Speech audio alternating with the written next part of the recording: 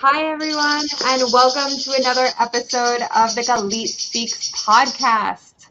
Super excited for today's guest, Rebekah Beneteau.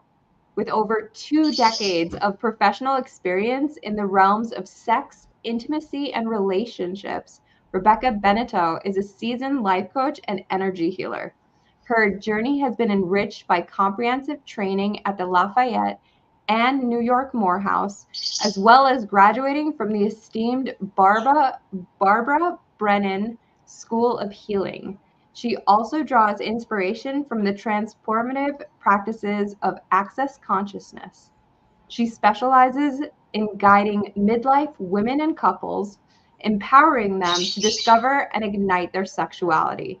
Her mission is to empower people to choose a more fulfilling, pleasurable life through self-discovery and by fostering deeper connections to their bodies, their sexuality, and the people they share those things with. Thank you so much for being here, Rebekah. Thank you for having me. Yeah. Yeah. Oh my gosh. This is like such a cool topic. I know so many people that are just have never been able to get in touch with their sexuality. How did you get started in this field?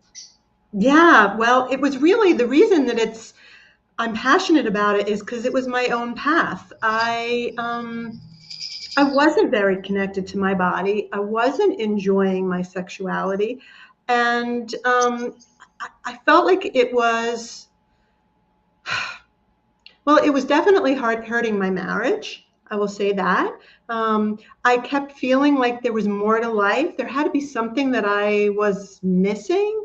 Um, and I got started as an energy healer first. And then when I was at school as an energy healer, I discovered, as I mentioned, the Lafayette Morehouse, actually the New York Morehouse first.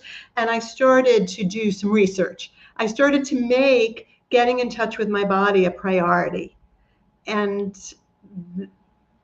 I guess that's how I got started. I mean, the short story is I was lying underneath my very handsome husband and going, "Are you done yet?"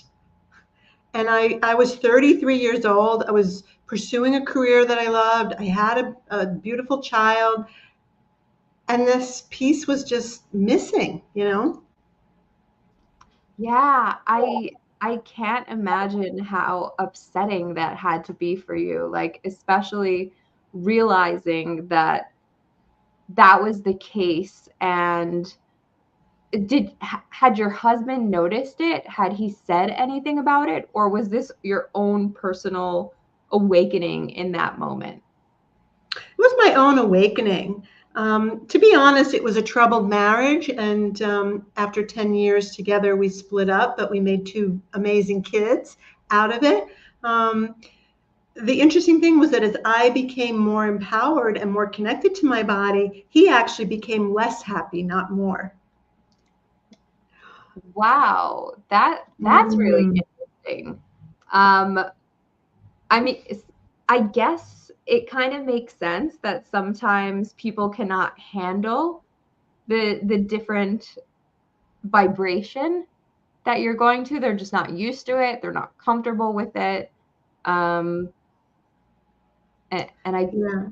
know, I mean, I'm sure some of your listeners can identify with that part of you that picks partners that aren't really that good for you.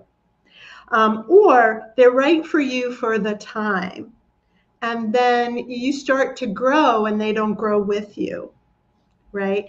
And, my part of the big mission in my coaching, especially with couples, is to create a relationship where there's room for both of you to keep growing and to be with, my single folks.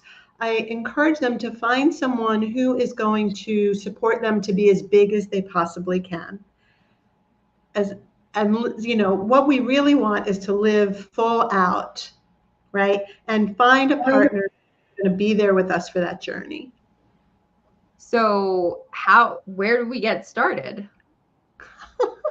It starts with you, right? It Yeah. starts with, for me, it started with being willing to look at all the baggage I had, all the negative thinking, some damage from childhood trauma, right? And until we're willing to look at that stuff, we don't even realize what's pulling the strings, right? Can I give an example? Of course. So, like, I realized actually pretty recently, after 2 marriages and 1 very significant relationship, that I was always picking partners who had something else more important in their life than me. Their job, their brain chemistry, their drug and alcohol addiction, other women, like, and the common denominator was me. I had to be willing to go, oh my gosh, the common denominator is me. Why am I picking people like this? So I was willing to look at that. I was willing to repair the parts of my self-esteem that didn't think I deserved a full-on partner who really was nurturing and kind to me and my body. So how do we get started? Like, what do you know about you, right? The first step, okay, blah, blah.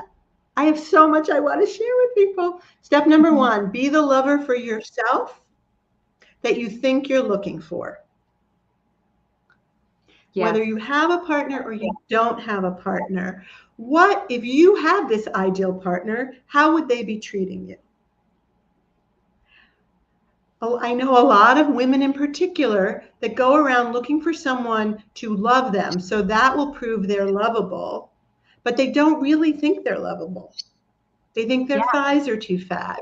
They think that they're a bitch when they get their period. They think whatever they think, right? No one can love us more than we love ourselves. So that's like a really big place to start, is cultivating self-love, self-awareness, and being willing to listen to the messages that we get from our body about what it would like to have as its sex and relationship life. Yeah, I think I mean, we hear this over and over again, and yet it's still the hardest thing to do, is to love ourselves, because we're stuck in like this endless loop of criticism of self, because we've taken all of the negative feedback that we've ever gotten in our life, and we've learned how to just dwell on that and not repeat the positive. That there has been plenty for every single human out there. You have gotten positive feedback. It's just not the thing that you remember. Right. And so it ends up being like the thing that we need the most and the thing that we hear the most, right? Like, you got to love yourself before you love somebody else. Like, we constantly hear this, and yet it is so incredibly hard to do. Do you have any tips for people who are trying to figure out how to love themselves? Like, how do we hack our brains to love ourselves? Yeah, absolutely. Well, the first thing I'm going to do is I'm going to call you out on what you just said, which is it's incredibly hard to do. Okay. Because what we say creates our reality. What we think creates our reality. So if I say it's hard to do, it's going to be hard to do. Instead of immediately saying, and I'm going to change my mind about this, and it's going to be easy. Yeah. Okay. Right?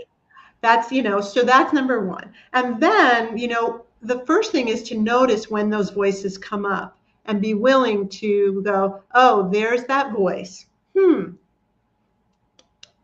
does that belong to? Is it mine? Am I actually thinking other people's thoughts? And have I made them mine? And is it true? Is it true? And does it serve me? And if the answer to those is no, or even if the answer, you might think it's true, but it's not serving you, then you can just okay, I'm going to return this to senders. Everywhere anyone has ever told me that I'm not good enough and that I'm not lovable, return to senders, return to senders, return to senders. right? And then what if the opposite was true? Yeah. Yeah. So you might take, this is actually from the work of Byron Katie, and the way she does this is you do the opposite. So if your statement is, I'm not lovable, then the opposite of that would be, I am lovable. Yeah. And just try that on for size. Like if you could get those things that you think are true with a capital T to maybe true and maybe not, then they can begin to shift. Yeah.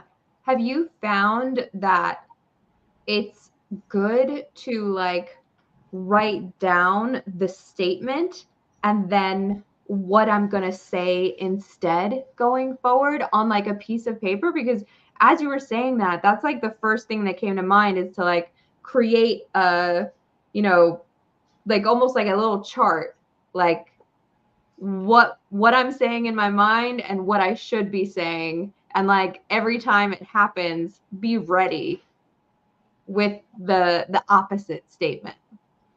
Yeah, yeah. Yeah, you could definitely do that. Writing it out is great. I call it taking out the mental trash. We can't know what's pulling our strings unless we're willing to examine it. And once you get it, actually, I'm going to give you a tool that comes from Access Consciousness, which means that you might not have to do it every time this voice comes up. But the first thing you say is, interesting point of view. I have that point of view. Okay. Yeah. So whatever the statement is, my body's too heavy. Oh, interesting point of view. I have that point of view. And you say that like at least 3 times.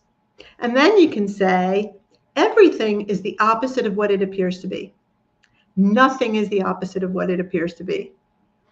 And you say that, like, you say that 3 times, right? So that process, that process is actually how I started to, in these last few years, I've gotten really turned on to this process because I find that it changes things really quickly. How I changed my mind before that, there were other techniques that I used.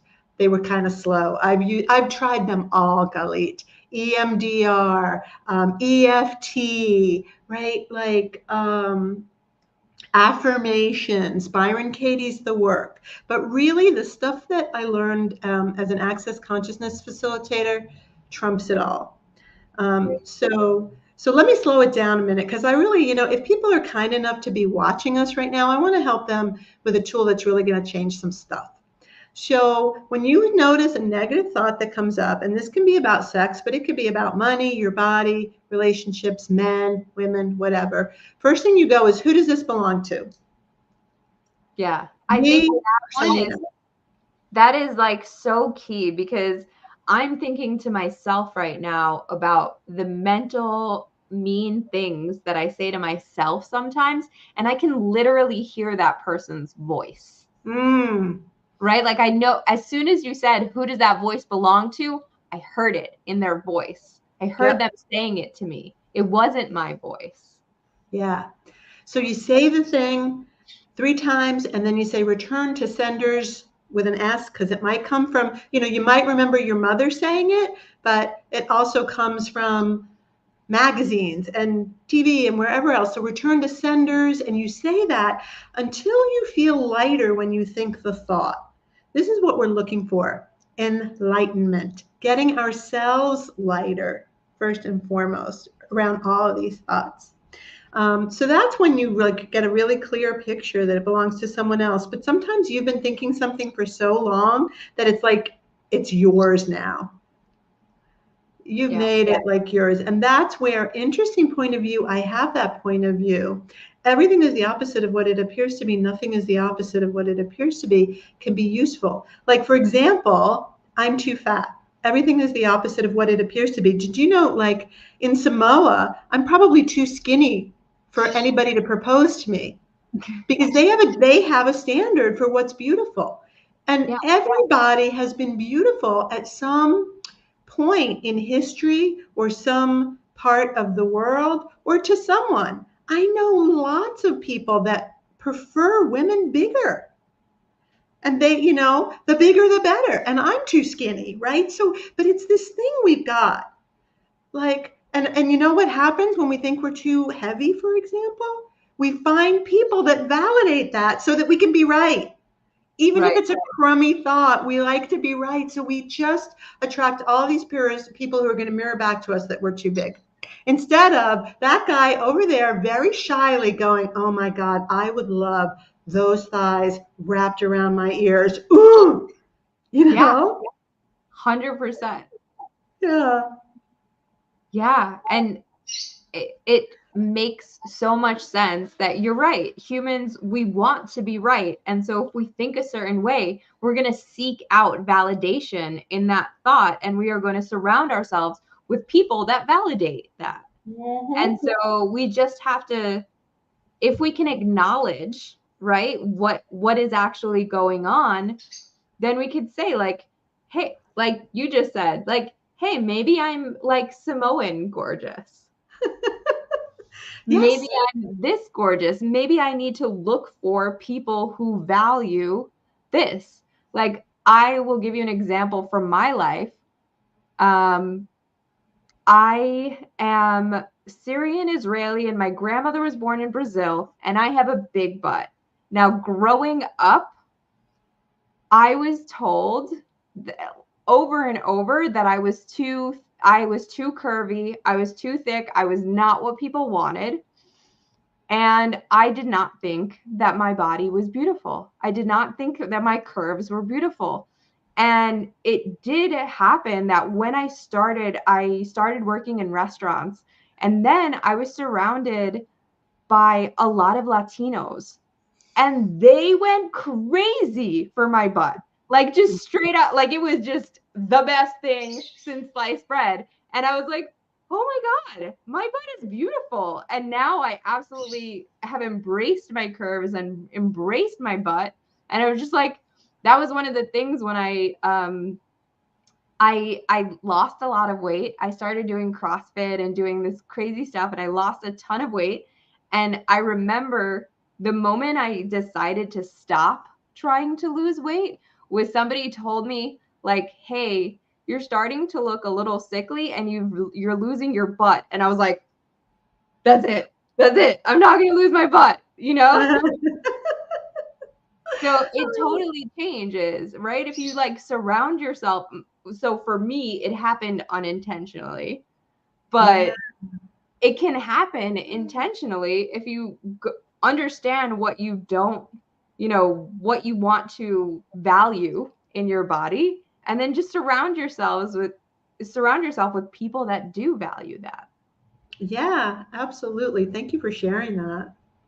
Yeah, it was definitely like something that was so trauma based for me for a long time, because like it didn't matter how skinny I was or how slim I got. Like I was going to have a butt that was bigger than what was ideal for my community at that time.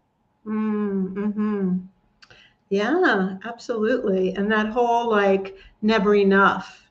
Like you could lose the weight, but you're still not the right body. We get caught in that trap of judgment, right? And that's really a big obstacle to creating intimate connections and having an enjoyable sensual life. Our judgments of ourselves and our judgments of others. Yeah, so let's talk about that a little bit, because I know that for me to have an enjoyable sex life, I need to be mentally in it. And I know there are a lot of people out there listening who are just going through the motions, right? And they're not really enjoying, maybe they've never enjoyed it. Where do they go from here, and how do they start to build the enjoyment for themselves? I wanted to connect to my body before I answered that question. because that's the answer. It's about coming into our own bodies.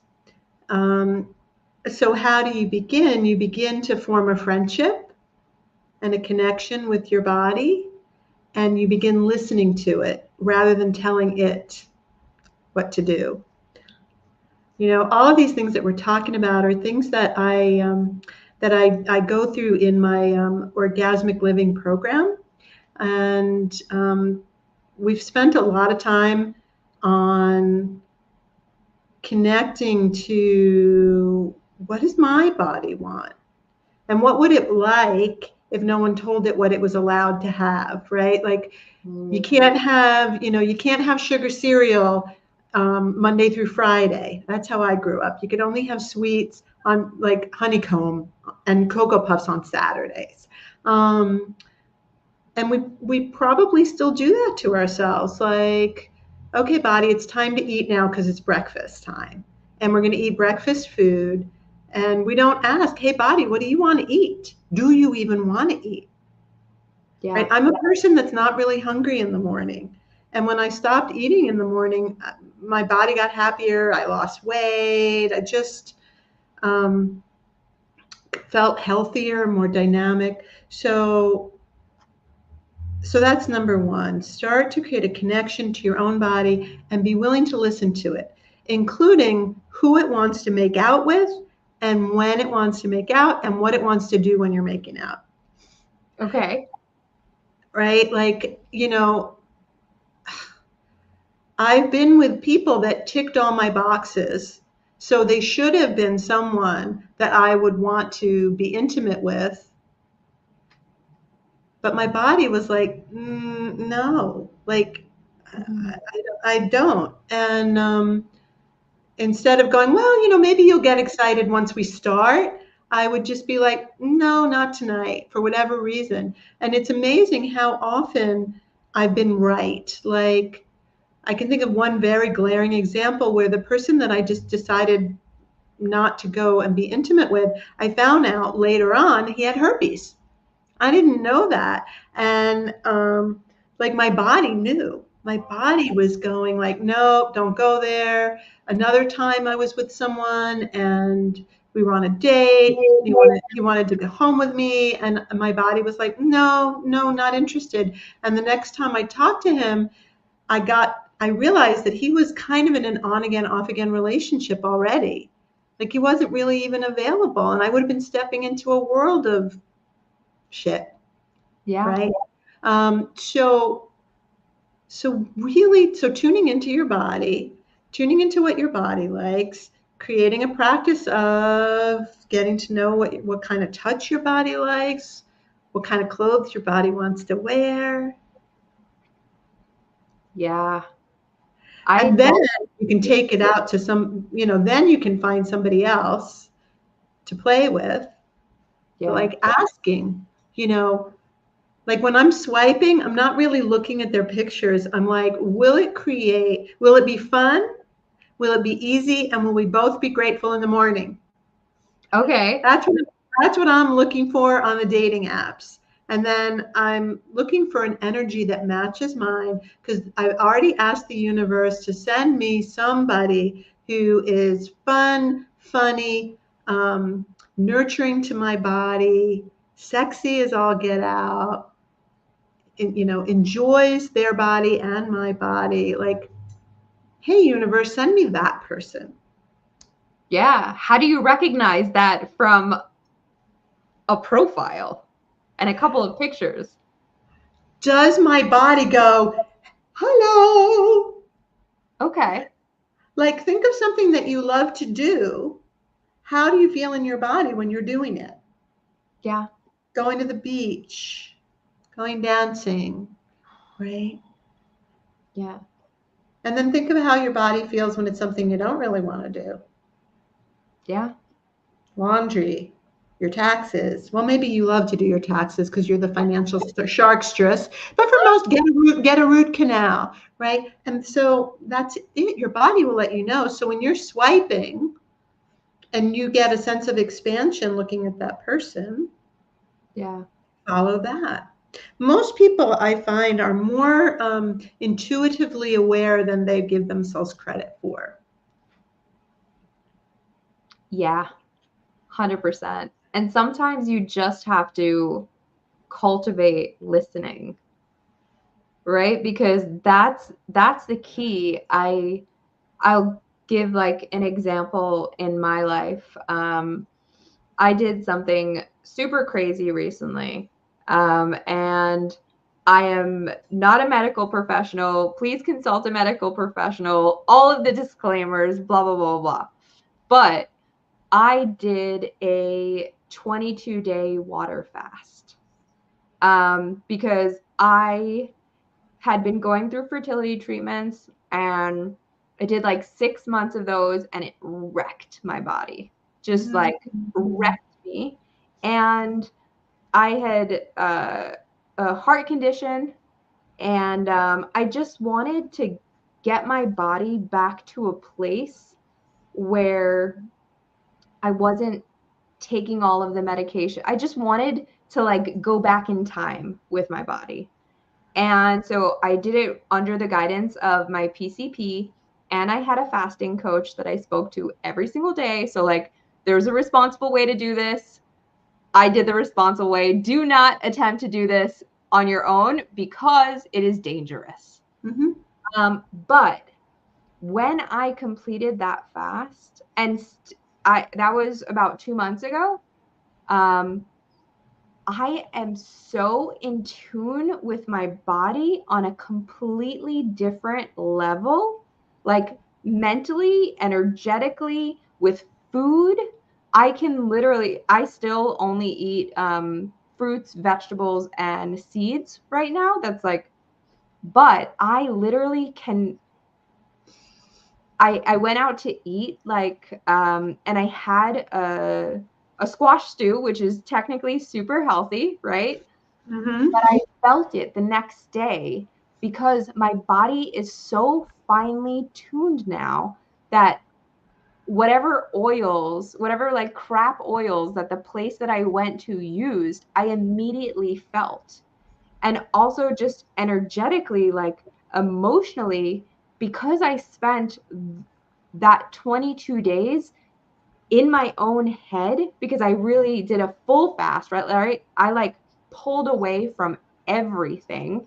I was still working a couple of hours a day, but like besides that, I was like in meditative state, just being as zen as I possibly could be, staying home, like, and I just really got in tune with like my emotions, what is going on for me.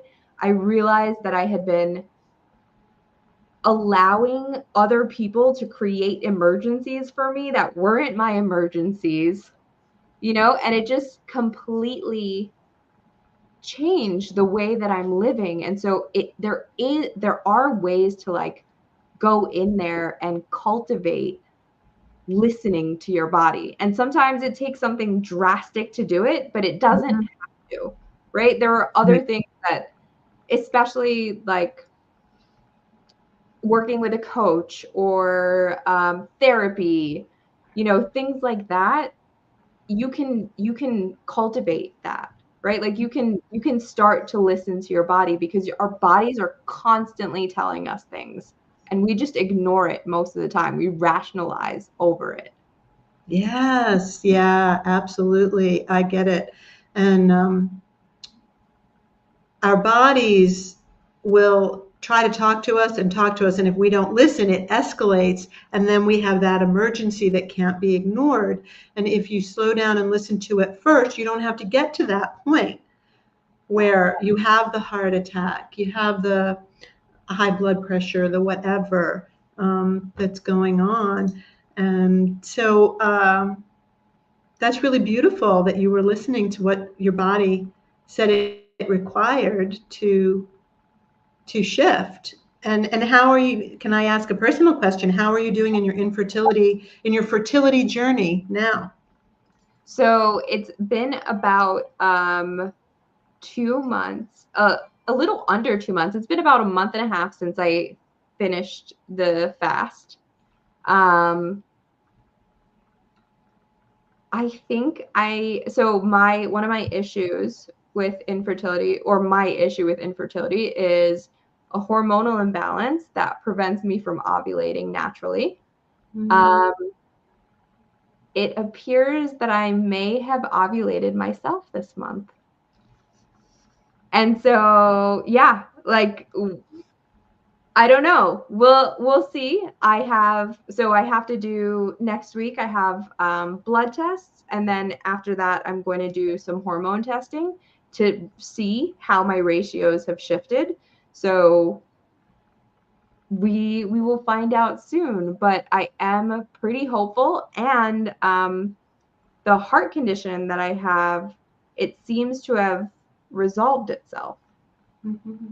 So, like, I haven't taken any medication or supplements since day one of my fast. And so it's been like 2 months and I haven't had an episode with my heart, which used to happen like every day.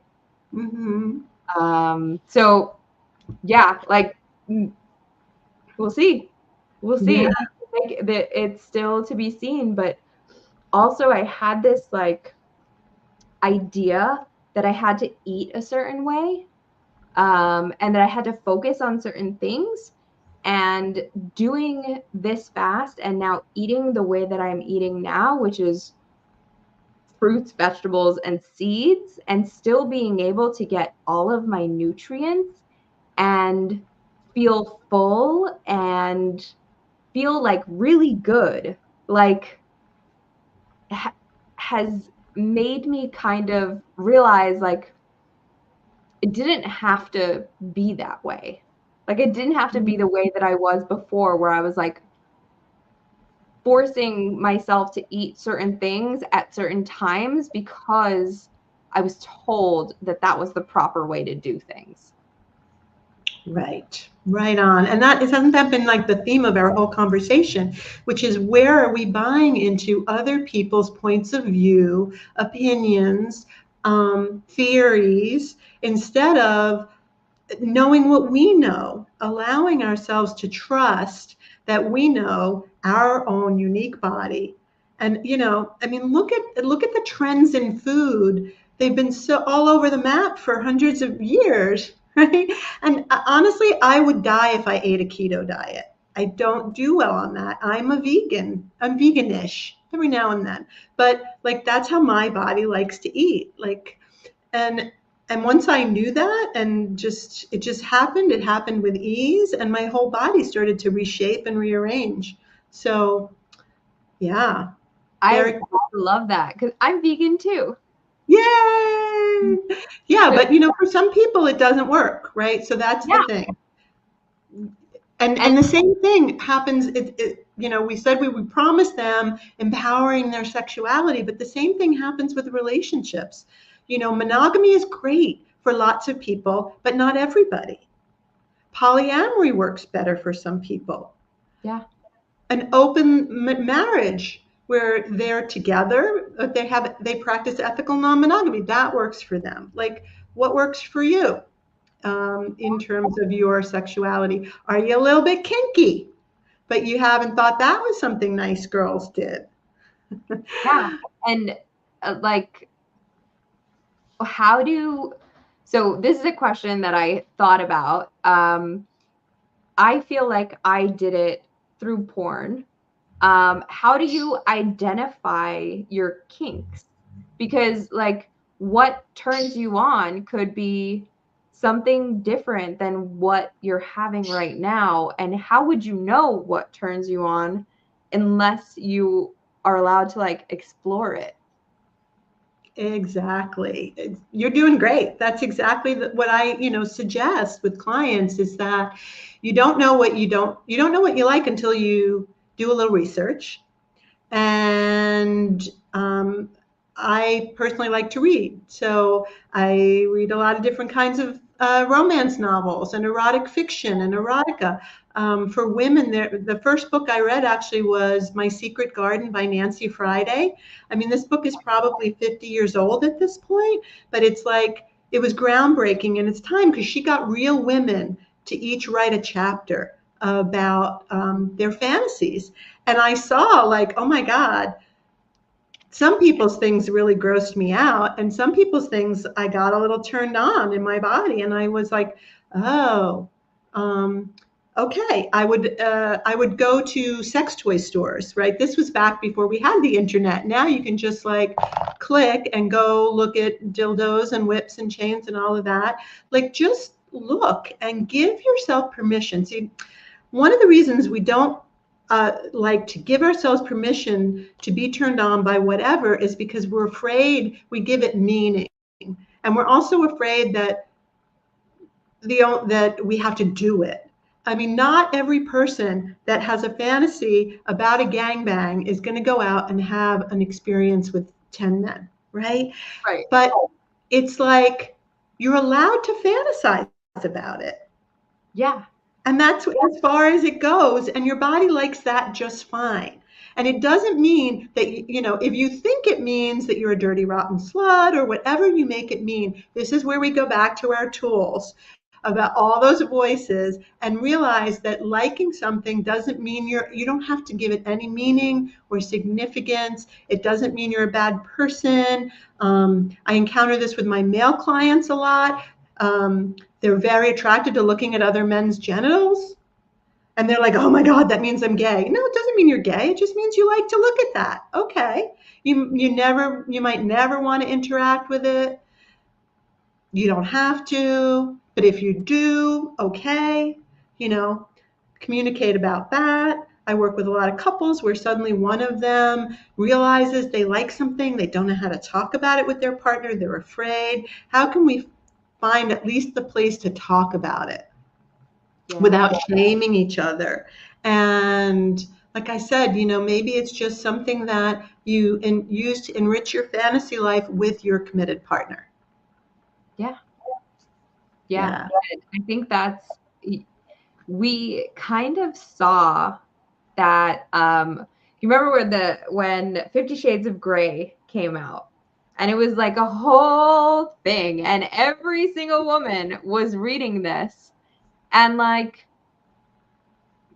yeah, like it's fantasy. It doesn't mean that you want to live that life. Right. It doesn't mean that you want to be somebody's sub. Like, but maybe you can fantasize about it every now and again, and that'll help. So what you said about like, whose voice is that telling you that someone who fantasizes about that is a dirty slut? Like, yeah, that's not our voice. That doesn't have to be our voice. Right. It's not true. Right. Yeah. It's a value system of it's somebody else's value system. And why is that more valid than yours? You know, than your one vital life, right? To let anybody tell you what you can or can't think or feel or be attracted to. So it's all there. It's a smorgasbord. That's what I also like to say. Like, I like to present to people the smorgasbord of things and help empower them to give themselves permission to discover what they like. And then you can figure out, how do I make this a reality? And of course, you know, there are things that are important. Consent is hugely important. There are things that are not legal, right? So, you know, understanding that but you know, okay, let's use a very extreme example. Somebody wants to have sex with dogs. You can't. They don't have a voice. They can't give consent. You can fool around with someone who likes to dress like a dog and pretend to be a dog. Yeah.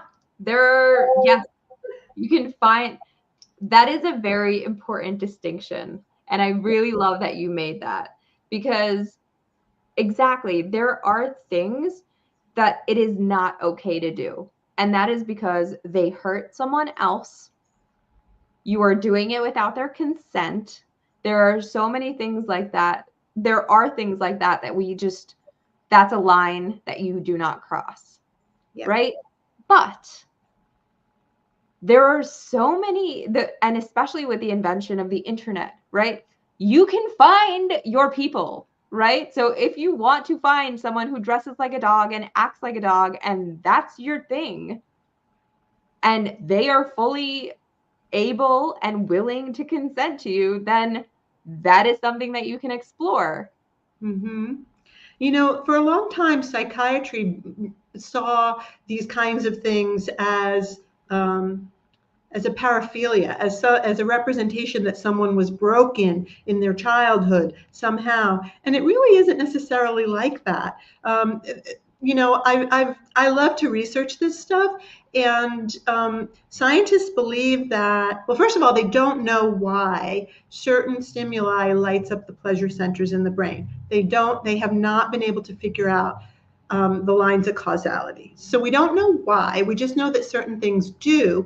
And they also theorize that there is like a magic age. It's different for different people, but that there's some experience that does imprint and has a lasting effect on what turns them on. Like I know someone that remembers climbing a rope in gym class, and it was probably the first time that he got an erection. And to this day, he loves rope, loves everything about rope, wearing it, tying other people up. Like, yeah. Okay, you know. Yeah, and there are plenty of people that have shibari fetishes. So right on. Exactly, exactly. And you know, just you mentioned earlier, like some people have never are faking it, or they don't see what the fuss is about, and you really can, no matter where you've come from, no matter what traumas you may have gone through, you really can have the joy of your body. And this is something that's important. Like, people are often willing to invest money in learning how to play the guitar, or getting better at managing their money, or getting better at running their business. And they tend to think it's shallow or superficial to invest in having a more pleasurable life, having a better sex life. But the truth is that, in my experience, when you really own your pleasure and you're living from that place, you're so much more productive every place else. Yeah. The endorphins that get released from sexual pleasure, the nurture your entire body. Orgasm nourishes, sends oxygen, blood, and to your brain, and lights up areas of your brain that don't get stimulated anyplace else. Yeah. Better than crosswords, better than chess. So if you want to fight Alzheimer's, orgasm a lot. Yeah. And the other thing that I was going to say is, you know, it can happen. Like, a lot of people I know think I'm too old already.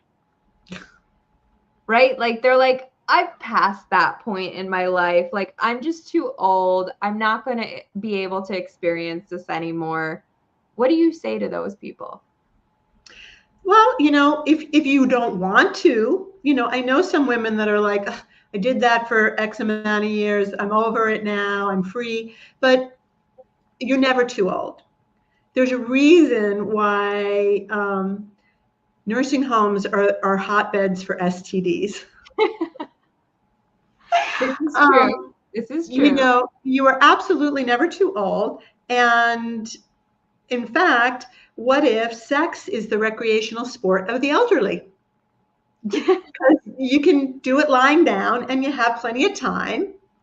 Yeah. And, you know, particularly for men who have lost sort of that testosterone poisoning that causes them to like crave it, need it, do anything for it, and rush. You know, there's definitely something to be said for being willing to take it slow, to be really present with your partner, to have more fun with it. I find that actually, as most of my clients actually are in their 40s and up, because they're sort of like, they're done their baby making years, they're done their warrior years at work, and now it's like the kids are gone, it's just me and him. What's here now? And then how can I make love with this body? And Yeah. what does that I have to say everything about like menopause and drying up and not being able to come as easily is a myth. And if you believe it, it will become your reality. And if you want something else, find someone like me. Go to my YouTube channel. I have lots of videos and lots of free resources. And yeah. So let's talk about what you do and how you work with people. How do I work with people? Well, I work with people one-on-one, individuals and couples. I have a group coaching program, which actually starts on Tuesday, the Orgasmic Living Group, the Orgasmic Living Program, which is 12 weeks to help you fall in love with your body, learn how to listen to it, discover what it likes, discover how to talk about what you like to other people, and have better sex. And yeah, so you work with people in person or virtually or both? both. I mean, I am an energy healer, and I work with people. I've worked with people all over the world who tell me they can feel my energy as if I was touching them.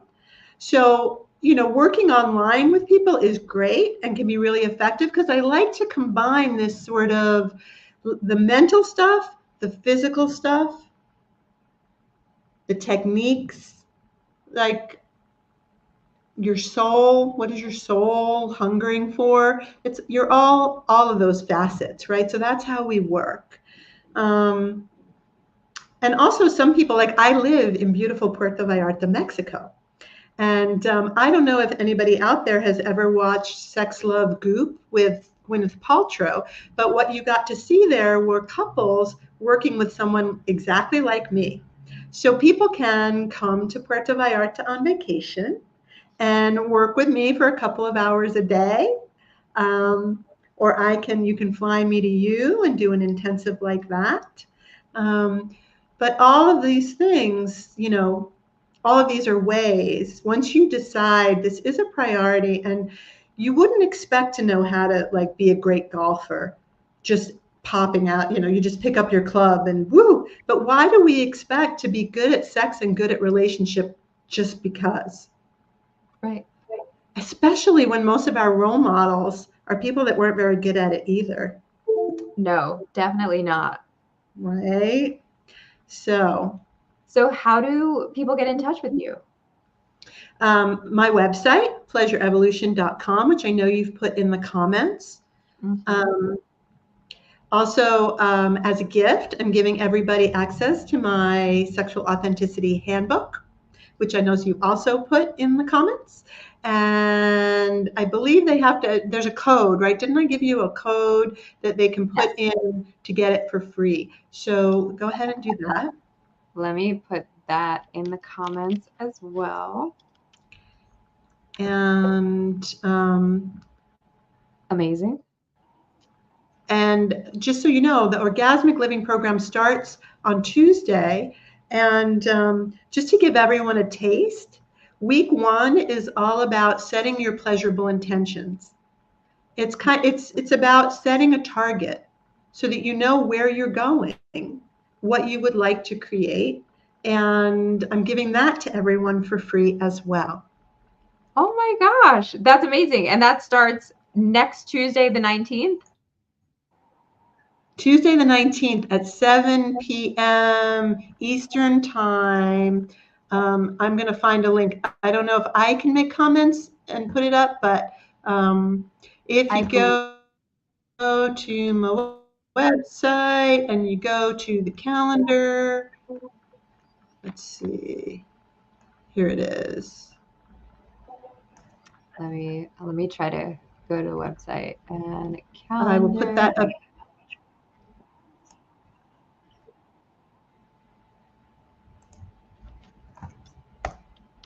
And then do they need the same coupon code or a coupon code?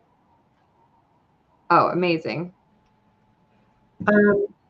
No, the first one is free, and they can just register for number one. Or if they already are like, oh my gosh, Rebekah is like the hottest thing since sliced bread, I just want to jump into the whole program right away, then they can do that too.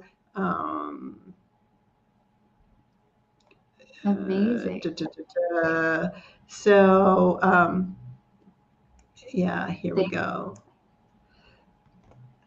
Can put that up for them as well. And I see that you gave them a code, which actually I didn't create yet. So,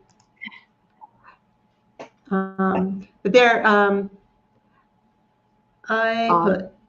I put it in, I put it in the comments. I don't know for sure it'll go to your threads. So you might want to copy it and paste it for your folks.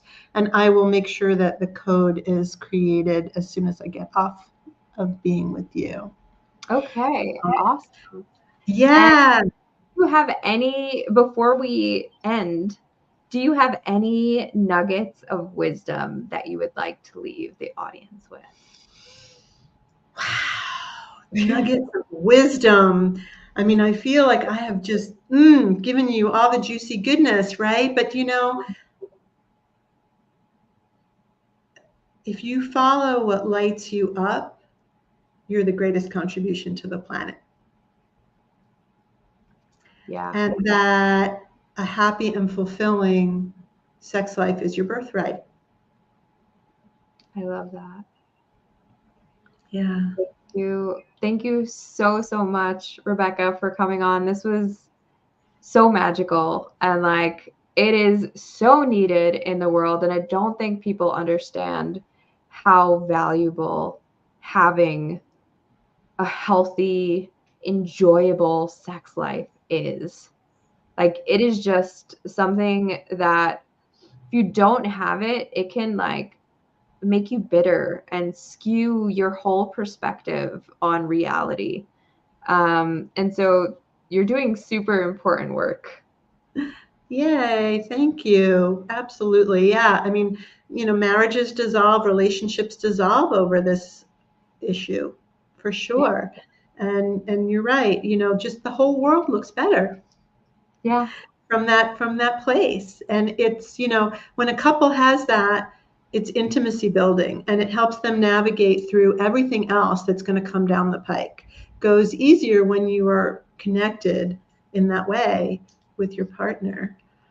And I wish you so much luck. And I hope that, you know, I know that sometimes when couples are trying for a baby, sex becomes that thing you have to do to get the baby. And, you know, what can you do to have it be more fun and playful than ever before?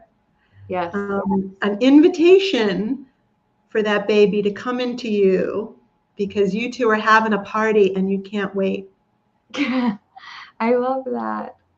Well, if you are watching this now or you're watching it on the replay, please reach out to Rebekah. Make sure to like, subscribe, and share this with someone who needs to hear it. Let's make sure that it gets out to the right places in the world. And because I know that there are people in your life who need this message. So until next time, thank you so much for listening to another episode of the Galit Speaks podcast. And I will be here next week with another guest. Thank you, Rebekah. Thank you. Bye, everyone. Bye.